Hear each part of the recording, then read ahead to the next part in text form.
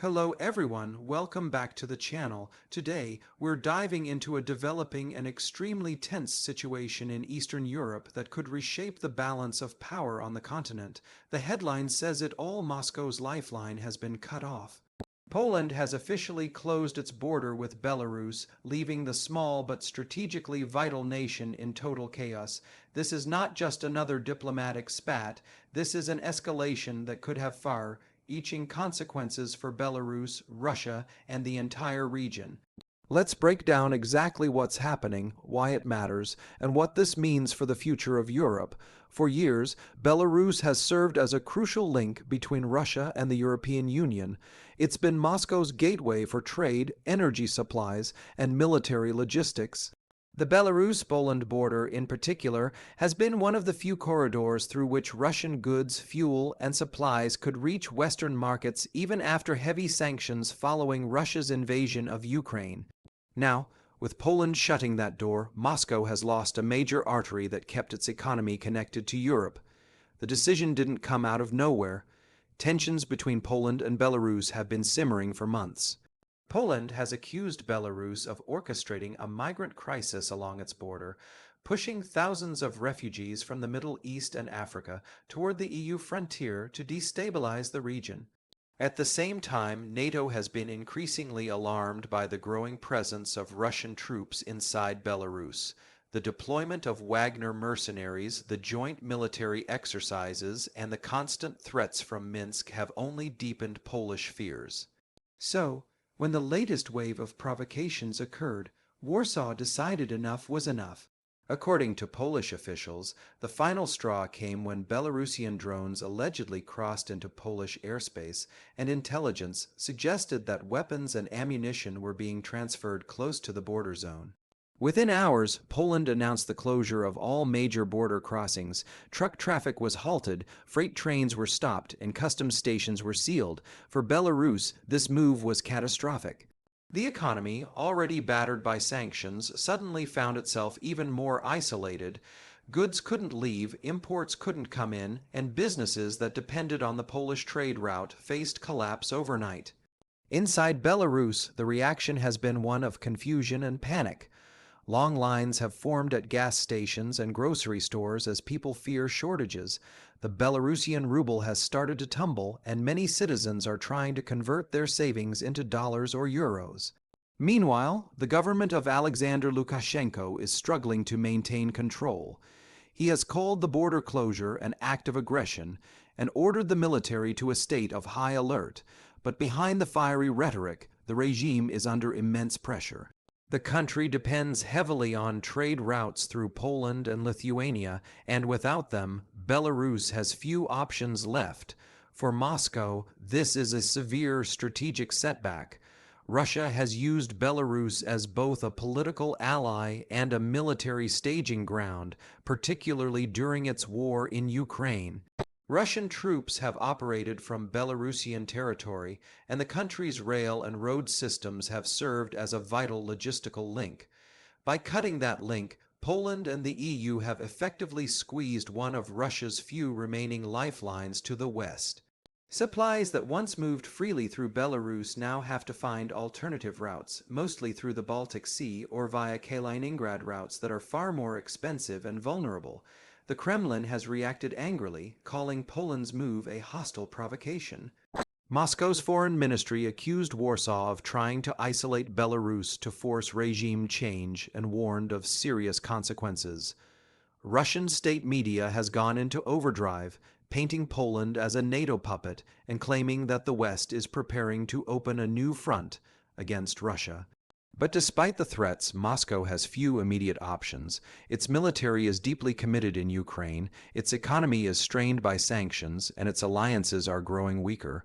Losing the Belarusian corridor is a blow that will hurt both symbolically and practically. Meanwhile, inside Belarus, the political situation is deteriorating fast. Opposition groups have seized on the chaos to renew calls for Lukashenko's resignation. Underground protests have been reported in several cities, and anonymous online movements are spreading messages of resistance. The once tightly controlled state media is struggling to maintain its usual narrative of stability. Even some local officials have privately expressed frustration over the government's inability to respond effectively to the crisis. The sense of fear and uncertainty is palpable. On the streets of Minsk, people are worried about more than politics, they're worried about survival. The price of food and fuel is rising, shelves are starting to empty, and small businesses are closing down. Cross-border trade used to provide vital income for thousands of Belarusian families. Now, with the borders sealed, that lifeline is gone. Many Belarusians are trying to leave the country altogether, heading east toward Russia or south toward Ukraine, despite the risks. Others are staying behind, hoping that the situation stabilizes before it spirals out of control. Internationally, the move by Poland has drawn mixed reactions. Some EU countries, particularly in the Baltics, have praised Warsaw's decision as a strong stand against Russian influence in the region.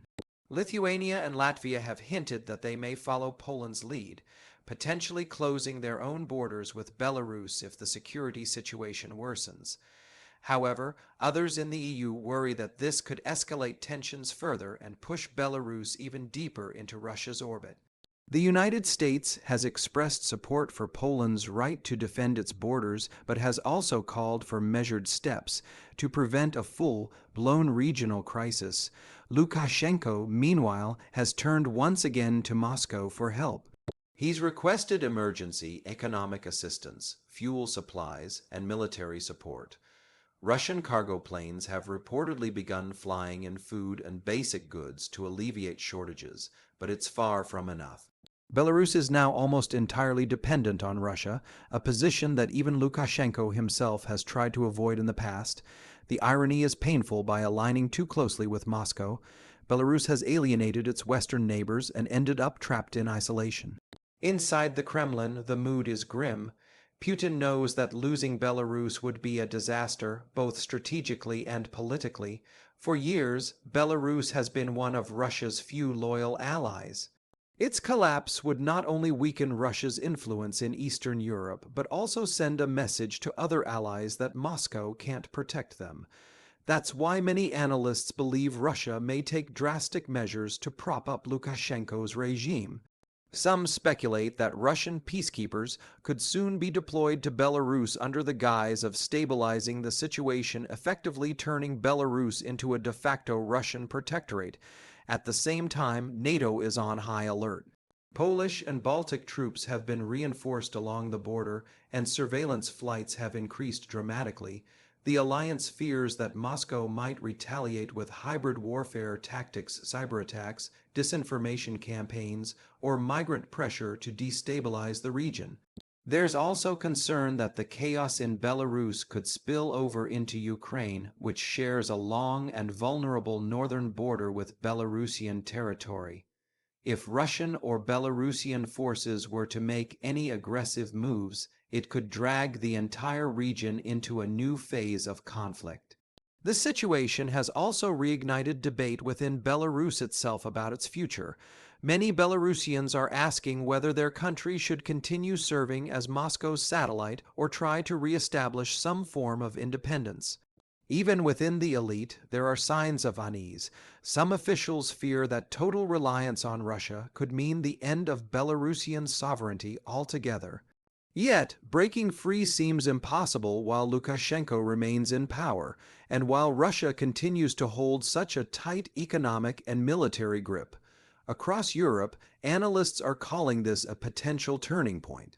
The closure of the border marks a dramatic shift in regional dynamics. For Poland, it's a bold move that reinforces its position as a front-line state against Russian influence. For the EU, it's a wake-up call about the fragility of peace in the East. And for Russia, it's a reminder that its empire of influence is shrinking faster than it can adapt. The humanitarian implications are also serious. Thousands of truck drivers are stranded on both sides of the border, unable to move their cargo. Food supplies destined for Belarusian supermarkets are spoiling, while factories dependent on imported parts have stopped production. Aid agencies warn that if the crisis continues, ordinary Belarusians could face severe shortages within weeks. The EU is discussing emergency assistance for civilians, but that help will likely have to go through channels outside of Lukashenko's control, something the regime is already resisting. As days pass, the atmosphere grows more volatile. State propaganda in Belarus blames Poland and NATO for trying to strangle the Belarusian people, while Polish officials accuse Minsk of weaponizing instability. The rhetoric is heating up and the risk of accidental escalation is rising.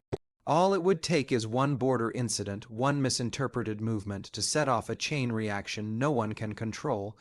So where does this leave Belarus, stuck between an angry West and an overbearing Russia, with its people caught in the middle? The country's economy is crumbling, its leadership isolated, and its future uncertain. Some believe that this could finally be the breaking point for Lukashenko's long rule. Others think he'll cling to power with Moscow's backing, no matter the cost. What's certain is that the old balance where Belarus could play East and West against each other is gone. The border closure has changed everything. For now, all eyes are on Minsk and Moscow. Will Russia step in more aggressively to save its ally?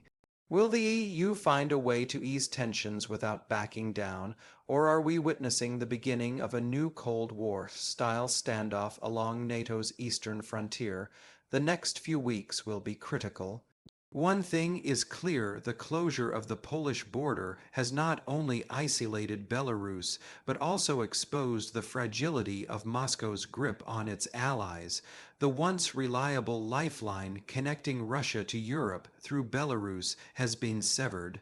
What happens next could determine the future of Eastern Europe for years to come. If you found this analysis helpful, make sure to like the video, share it with others who follow global politics, and subscribe to the channel for more updates on this fast-moving story. Stay tuned, because the situation in Belarus is changing by the hour, and what happens there next might just reshape the entire region.